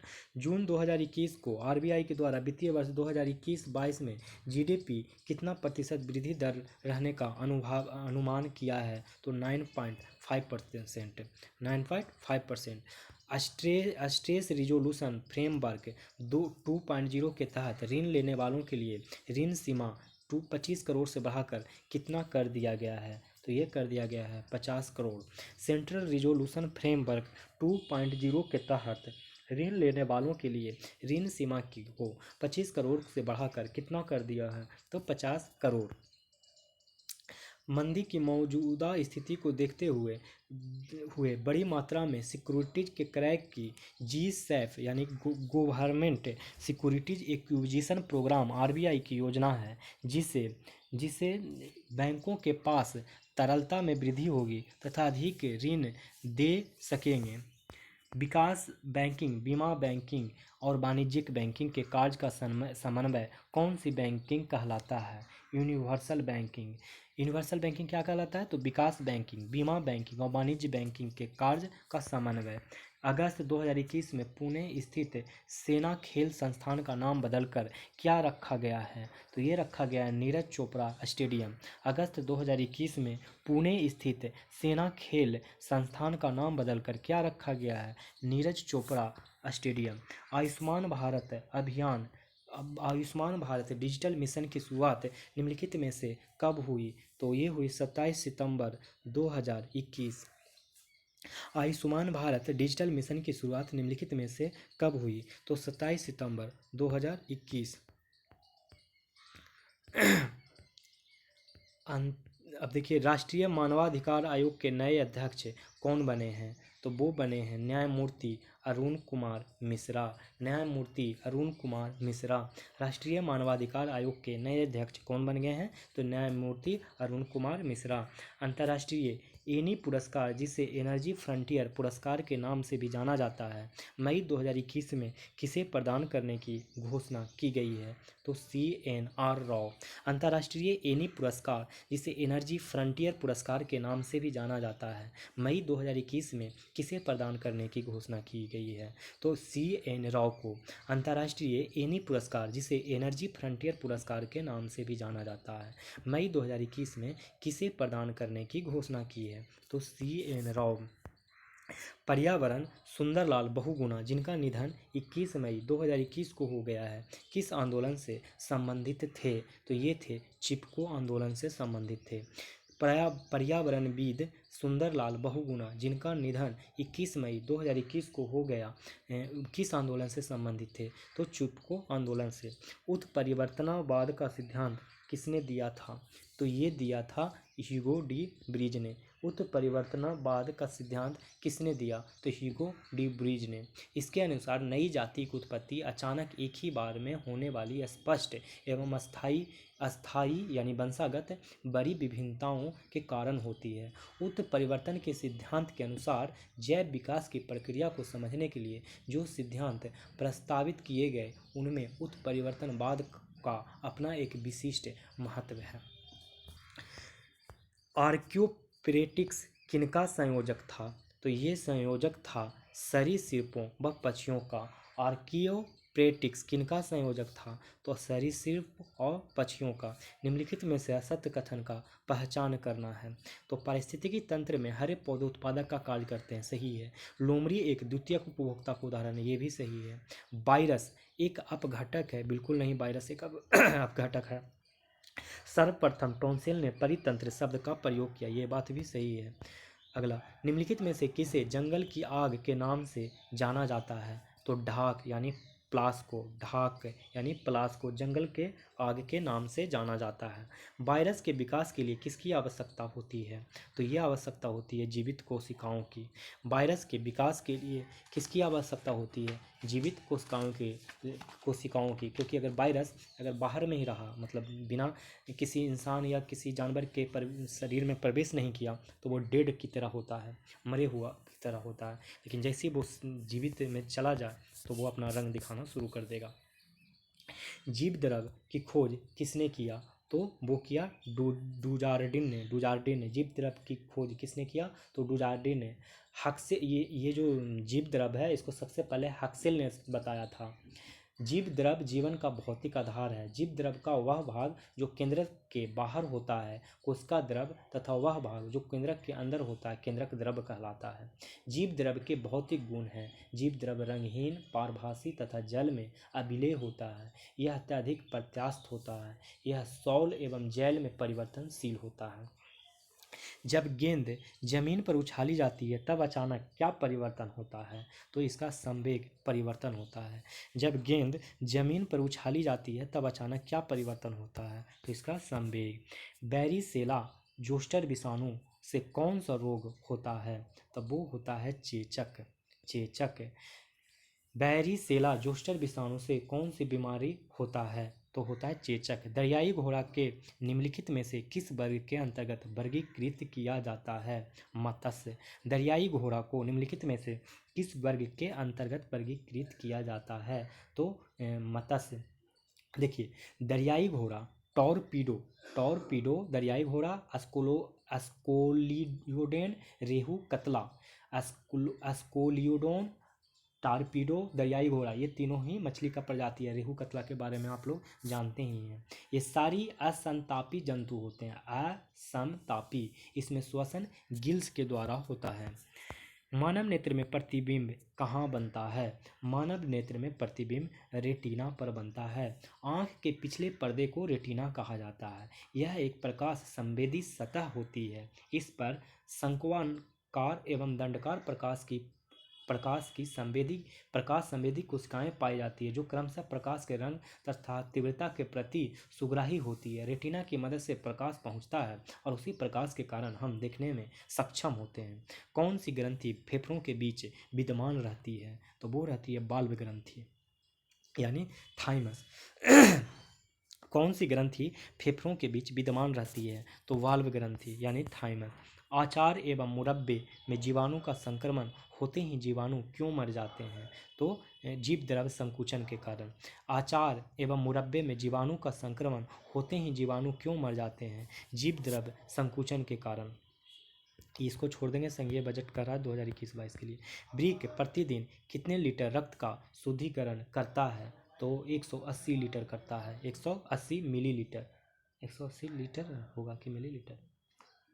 एक्चुअली यहाँ मिलीलीटर नहीं होगा, यहाँ पे जितने भी मिलीलीटर दिए हुए हैं गलत है। ये हाँ सही तो दिया है मिलीलीटर, ये सब मिलीलीटर में है, ये वाला मिलीलीटर में है, ये दोनों लीटर में है। तो आंसर हो जाएगा 180 लीटर। ब्रिक प्रतिदिन लगभग कितने लीटर रक्त का शुद्धिकरण करता है? तो 180 लीटर। खुला परिसंचरण तंत्र किसमें पाया जाता है? तो वो पाया जाता है कॉकरोच में। खुला परिसंचरण तंत्र किसमें पाया जाता है? कॉकरोच में। ध्वनि तरंगें निम्नलिखित में से किस माध्यम में संचरित नहीं करती है? तो निर्वात में नहीं करती है। ठीक है ना, ये सब तो आसान क्वेश्चन है। विद्युत बल्ब में क्या उल्लेखित किया जाता है? तो विद्युत बल्ब में शक्ति और वोल्टेज उल्लेखित किया जाता है। सोडियम क्लोराइड में क्या होता है? सोडियम क्लोराइड में वैद्युत संयोजी बंधन होता है। वैद्युत संयोजी बंधन होता है। देखिए, सोडियम क्लोराइड में वैद्युत संयोजी बंधन होता है। इलेक्ट्रॉन के पुनर्वितरण के फलस्वरूप बने बंधन को परमाणु बंधन कहते हैं। परमाणु बंधन 3 प्रकार के होते हैं, एक वैद्युत संयोजी बंधन, एक सहसंयोजी बंधन और एक उप संयोजी बंधन। अब देखिए, वैद्युत संयोजी बंधन किसको कहते हैं? तो यह बंधन धातु और अधातु के बीच बनता है। वैद्युत संयोजी बंधन का किसके किसके बीच में? तो मेटल एंड नॉन मेटल के बीच में, नॉन मेटल के बीच में। अच्छा, सहसंयोजक बंधन किसके बीच बनता है? यह बंधन अधातुओं में बनता है। सहसंयोजन अधातु और अधातु में बनता है, अधातु और अधातु में। उप सहसंयोजन बंधन ऐसा बंधन जो दो परमाणुओं के बीच एक इलेक्ट्रॉन जोड़ी के साझेदारी से बनता है। उप संयोजी ये शेयरिंग का इलेक्ट्रॉन होगा, शेयरिंग ऑफ इलेक्ट्रॉन का साझा होगा। निम्नलिखित में से कौन सा मिश्रण गहनों की धुलाई सफाई हेतु प्रयुक्त होता है? तो एक्वा रिजिया। देखिए, गहनों की धुलाई में एक्वा रिजिया नामक रसायन का उपयोग किया जाता है। इसमें कंसंट्रेटेड हाइड्रो HCl मतलब HCl और HNO3 नाइट्रिक अम्ल का ताज़ा मिश्रण होता है। यह सोना एवं प्लेटिनम जैसे धातु को गलाकर चमकीला बना देता है। इसमें सांद्र सल्फ्यूरिक अम्ल सांद्र नाइट्रिक अम्ल का अनुपात 1 होता है, 3:1 होता है। देखिए 3HCl होगा और 1HNO3 होगा। तो HNO3 का रेशियो पूछे तो 1 बताइएगा, HCl का पूछे तो 3 बताइएगा। HCl प्लस HNO3 को ही हम लोग एक्वा रेजिया कहते हैं। HCl का 3 पार्ट, HNO3 का 1 पार्ट। रेडियो एक्टिविटी का आविष्कार किया था हेनरी बैक्यूरेल ने। रेडियो एक्टिविटी का आविष्कार किया था हेनरी बैक्यूरेल ने। तो देखिए निम्न में कौन सा हाइड्रोजन का आइसोटोप नहीं है? तो वो नहीं है क्लोरीन 36। हाइड्रोजन के 3 समस्थानिक होते हैं, प्रोटीनियम 1H1, ड्यूटेरियम 1H2, ट्राइटेरियम 1H3। प्रोटीनियम के परमाणु संख्या 1 तथा द्रव्यमान संख्या भी 1 ही होता है। परमाणु विखंडन प्रतिक्रिया के दौरान उत्पन्न ऊर्जा का प्रयोग किया जाता है तो बिजली बनाने में। परमाणु विखंडन प्रतिक्रिया के दौरान उत्पन्न ऊर्जा का प्रयोग बिजली बनाने में किया जाता है। इनमें से कौन महामारी और स्थानिक दोनों प्रकार की बीमारी है? तो वो है हैजा। इनमें से कौन महामारी और स्थानिक दोनों प्रकार की बीमारी है? हैजा। इसी को प्लेग कहते हैं। पौधों द्वारा किस प्रकार की प्रकाश सबसे ज़्यादा अवशोषित होती है? लाल एवं नीला। पौधे प्रकाश संश्लेषण में कुछ ही रंग का प्रयोग करते हैं। यह लाल एवं नीला सबसे ज़्यादा एवं हरे रंग में नहीं के बराबर करते हैं। 117 नंबर, उच्च बसीय अम्लों के पोटेशियम लवण प्रयुक्त होते हैं तो स्नान करने वाले साबुन में। उच्च बसीय अम्लों में पोटेशियम लवण प्रयुक्त होते हैं स्नान करने वाले साबुन में। यदि कोई व्यक्ति अपने भोजन में दूध, अंडे, ब्रेड का सही सेवन करे तो वह कौन सा रोग से ग्रसित होगा?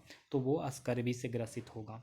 ठीक है, व्यक्ति स्कर्विक रोग से ग्रसित हो जाएगा क्योंकि उसे विटामिन सी की कमी हो जाएगी। विटामिन सी मुख्य रूप से खट्टे फल, मिर्ची, आंवला में पाया जाता है। वैस्कुलर यानी संवहनीय पौधे में पानी किससे ऊपर जाता है? तो ये जाता है जाइलम टिश्यू से। देखिए जाइलम टिश्यू एक संवहनीय ऊतक है। इसके 2 कार्य होते हैं, जल एवं खनिज लवणों का संवहन और यांत्रिक दृढ़ता प्रदान करना। मेंडल के आनुवांशिकता सिद्धांत किस पर आधारित है? तो लैंगिक जनन पर। मेंडल के आनुवांशिकता सिद्धांत किस पर आधारित है? तो लैंगिक जनन पर। निम्नलिखित ज्वालामुखी पर स्थित देशों का कौन सा मिलान सही है? देखिए विसुवियस इटली में है, सही है। कोटोपैक्सी इक्वाडोर में है, ये भी सही है। किलिमंजारो तंजानिया में है, सही है। फ्यूजियामा जापान में है, ये भी सही है। किलिमंजारो ये जो देख रहे हैं ये मृत है, ये मृत ज्वालामुखी है। और विसुवियस सुसुप्त ज्वालामुखी है। विसुवियस सुसुप्त माने अभी सोया हुआ है, कब जागेगा कोई पता नहीं, भड़केगा कभी ना कभी।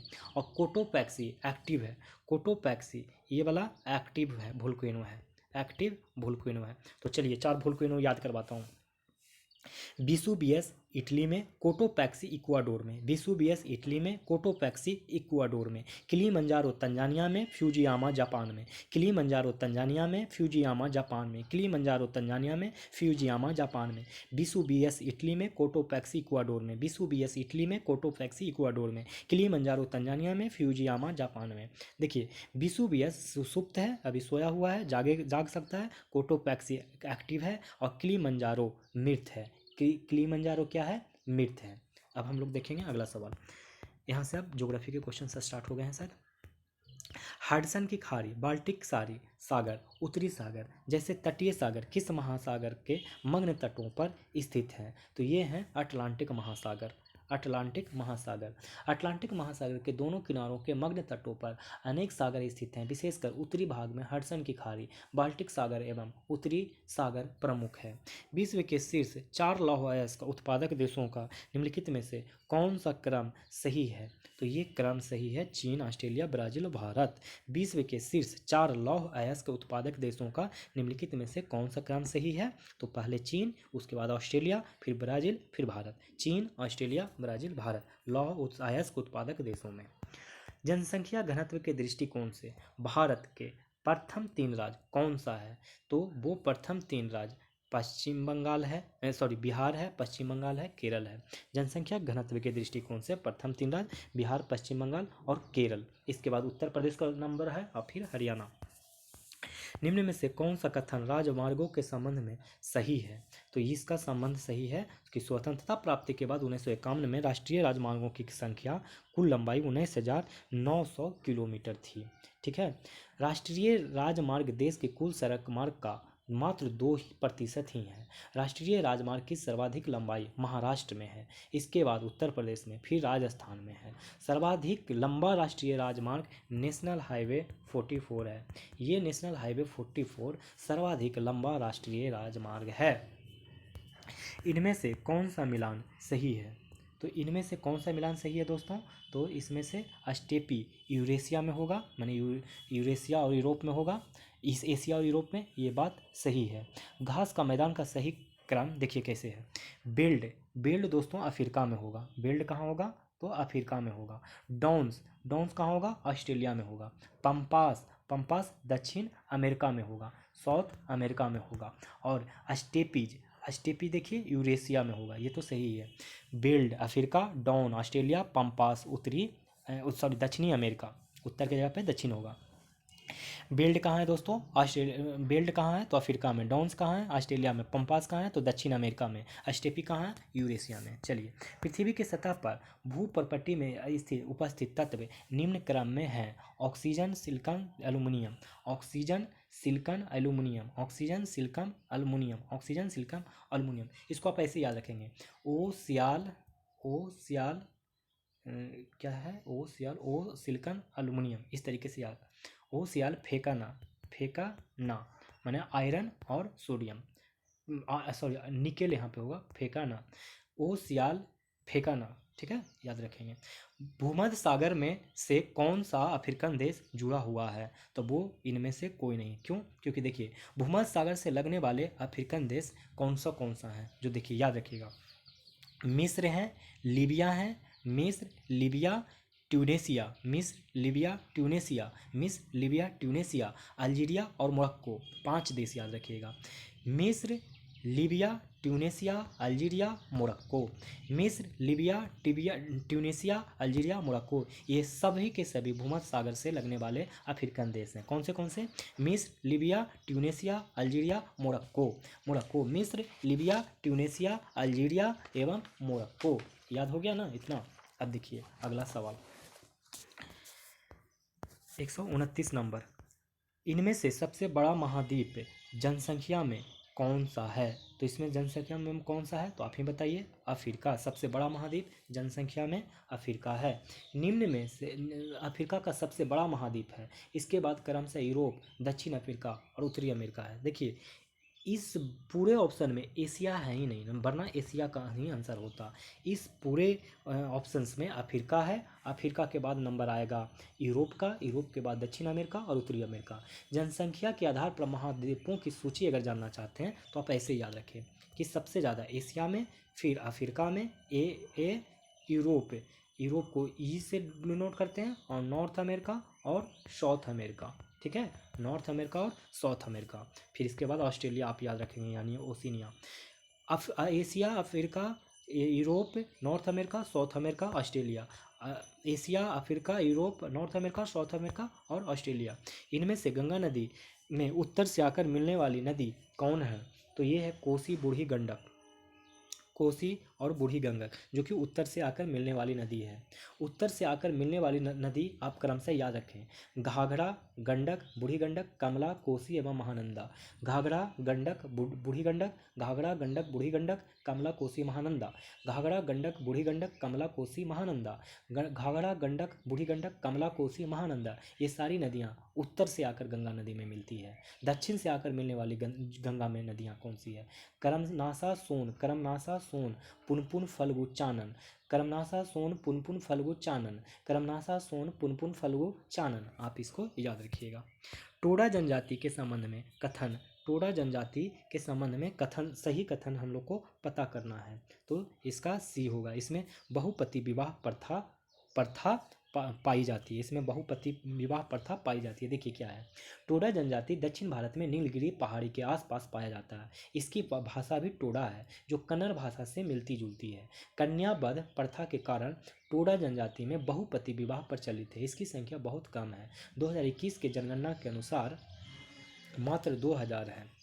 अब देखिए अगला, निम्न में से कौन सा गलत विकल्प है? गलत विकल्प ढूंढना है। तो गलत विकल्प तो होगा पान अनुसंधान दरभंगा, ये गलत है, क्योंकि पान अनुसंधान केंद्र इस्लामपुर नालंदा है। पान अनुसंधान केंद्र इस्लामपुर नालंदा है, बाकी सारा सत्य है।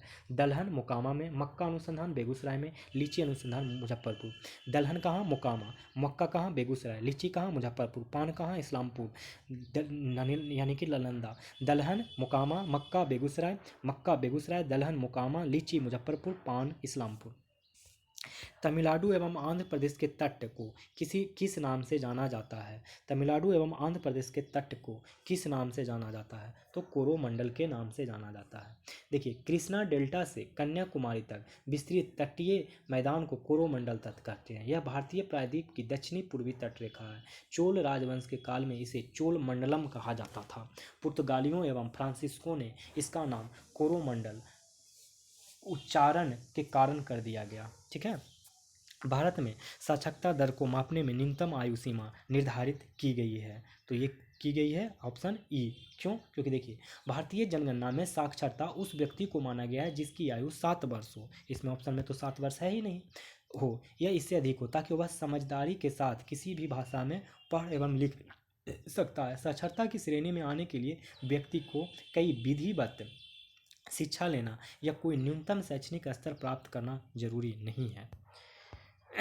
श्री सैलम परियोजना का संबंध किस नदी से है? तो ये कृष्णा नदी से है। श्री सैलम परियोजना का संबंध किस नदी से है? तो कृष्णा नदी से। 2011 के जनगणना के अनुसार देश में शहरी क्षेत्रों में निवास करने वाले जनसंख्या का प्रतिशत कितना है? 31.2% है। 2011 के जनगणना के अनुसार देश में शहरी क्षेत्रों में निवास करने वाले जनसंख्या का प्रतिशत कितना है? तो 31.2% है। बिहार के कौन सी नदी का देवहा और गोगड़ा के नाम से भी जाना जाता है? बिहार में कौन सी नदी को देवहा और गोगड़ा के नाम से भी जाना जाता है? तो वो है घाघरा नदी को। घाघरा नदी को देवहा भी कहा जाता है और गोगड़ा भी कहा जाता है। इसका उद्गम नामपा नेपाल में हुआ है। घाघरा नदी का उद्गम कहाँ? नामपा में। नामपा कहाँ है? नेपाल में हुआ है। यह लगभग 90 किलोमीटर बिहार में बहती है, जो गुठनी के निकट शुरू होता है और गंगा नदी में छपरा और रिवेखंज के बीच कोटवा पट्टी रामपुर के निकट मिल जाती है। बिहार के विंध्य श्रेणी की चट्टानें निम्नलिखित में से किस जिले में नहीं पाई जाती है? तो पश्चिम चंपारण में नहीं पाई जाती है, बाकी कैमूर, औरंगाबाद, रोहतास में पाया जाता है। क्योंकि ये जो बिहार है, लगभग यहीं पे कैमूर, रोहतास, औरंगाबाद है, जहाँ पे कि कौन सी मिट्टी? विंध्य श्रेणी की चट्टानें पाई जाती है। बिहार में प्रवाहित होने वाली निम्न में से किस नदी का उद्गम स्थल हिमालय नहीं है? तो उपयुक्त ई। क्योंकि देखिए, पुनपुन और अजय की बात करते हैं तो ये हिमालय नदियाँ नहीं है। पुनपुन जो है झारखंड के पलामू जिले के छोटा नागपुर पठान से निकलती है, जबकि अजय उद्गम स्थल मुंगेर की पठारी क्षेत्र है। अजय का मुंगेर का पठारी क्षेत्र ये झारखंड के पलामू से छोटा नागपुर पठार से आता है। बिहार का कौन सा जिला सर्वाधिक सिंचित है? तो दो रोहतास। वैसे भी देखिए, ये क्वेश्चन 2020-21 के डेटा से है, तो आप इसको छोड़ भी दें तो चलेगा, लेकिन फिर भी सबसे सर्वाधिक सिंचित जिला कौन सा है? तो रोहतास। अब देखिए, यहाँ से सारे मैथ के क्वेश्चन होते हैं, तो मैथ के क्वेश्चन आप लोग बनाएंगे और बना के मुझे आंसर को कमेंट बॉक्स में भेजेंगे।